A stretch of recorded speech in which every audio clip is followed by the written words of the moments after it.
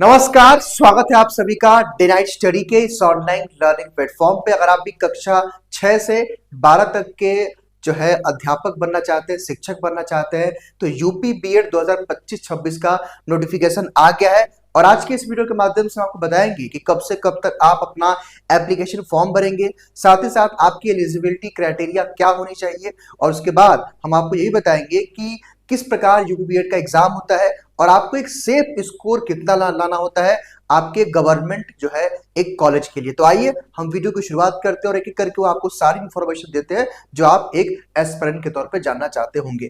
आप सबकी जानकारी के लिए बता दें कि इस बार फिर से लगातार तीसरी बार बीयू यानी कि बुंदेलखंड विश्वविद्यालय झांसी ही इस बार भी बीएड के प्रवेश परीक्षा को आयोजित कर रहा है। और आप सबकी जानकारी कि यहाँ पे एक चीज हम और स्पष्ट कर देना चाहते हैं कि उत्तर प्रदेश में जितने भी बीएड कॉलेज है उनमें ये संयुक्त रूप से प्रवेश परीक्षा आयोजित की जाती है।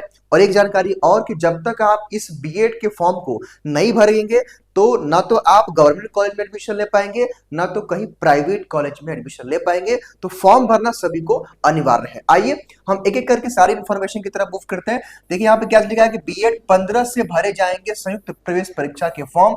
और यहाँ पे आप देखेंगे तो लिखा हुआ है कि बीयू झांसी AC.in पर 15 फरवरी से 15 मार्च तक ऑनलाइन फॉर्म भरे जाएंगे।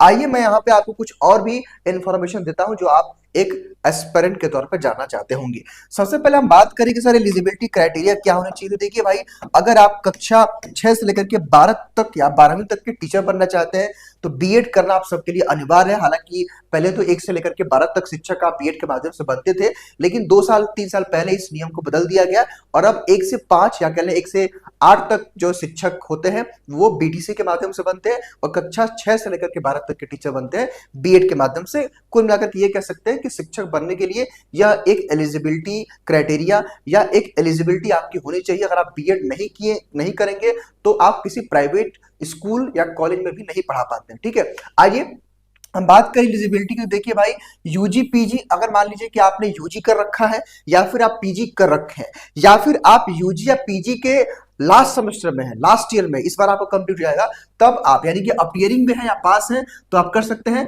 और अगर आप जनरल या ओबीसी कैटेगरी से बिलोंग करते हैं तो आपका 50% एटलीस्ट मार्क्स आपके लास्ट क्वालिफाइंग जो है एग्जामिनेशन में होना चाहिए। इस बात का ध्यान रखेंगे।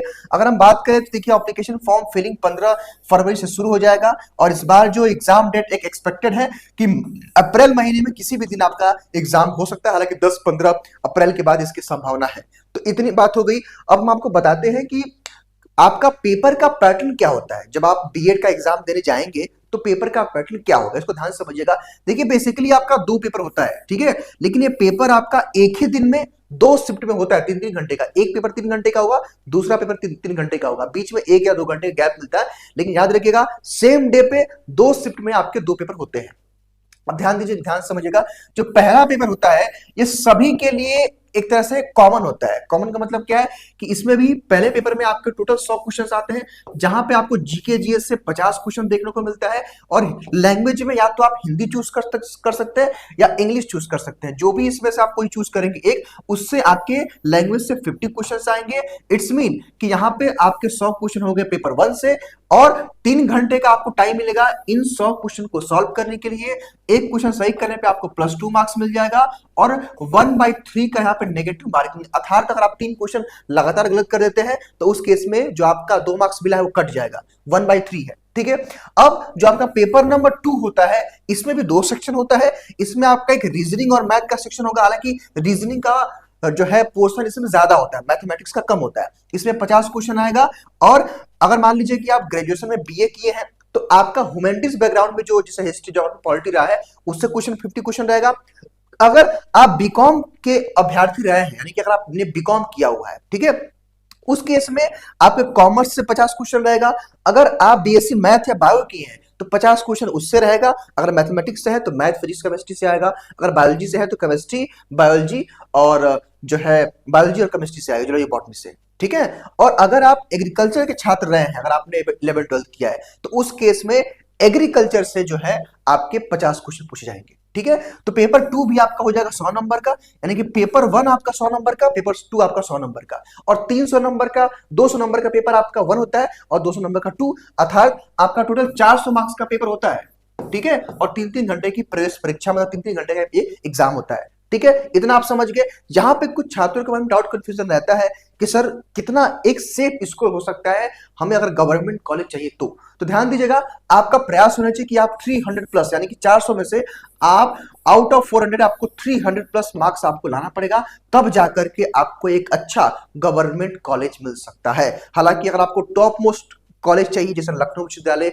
बहुत बड़ा और काफी अच्छा वहां का बीएड फैकल्टी है, कला संकाय बीएड जो है, कैसे शिक्षा संकाय कह सकते हैं। अगर हम बात करें तो यहाँ पे विद्यापीठ वाराणसी में है, कई सारे कॉलेज भी, ऑटोनॉमस कॉलेज जो है, यूपी कॉलेज भी है, गोरखपुर में भी है, टीडी कॉलेज में भी है, वीर बहादुर में भी होता है। तो अगर आपको अच्छा चाहिए, अगर आपको आपके कॉलेज जो है पास में चाहिए, बेहतर चाहिए, तो आपको मार्क्स अच्छा लेके आना पड़ेगा। ठीक है, तो आई होप कि ये इन्फॉर्मेशन आप सबके लिए हेल्पफुल रहेगा, और इस वीडियो को मैं यहीं समाप्त करूंगा। अगर आप में कोई डाउट कंफ्यूजन होगा बीएड को लेकर के तो जरूर बताइएगा, और आगे इसी प्रकार की अपडेट के साथ बने रहने के लिए चैनल को सब्सक्राइब जरूर कर लीजिएगा। बहुत बहुत धन्यवाद।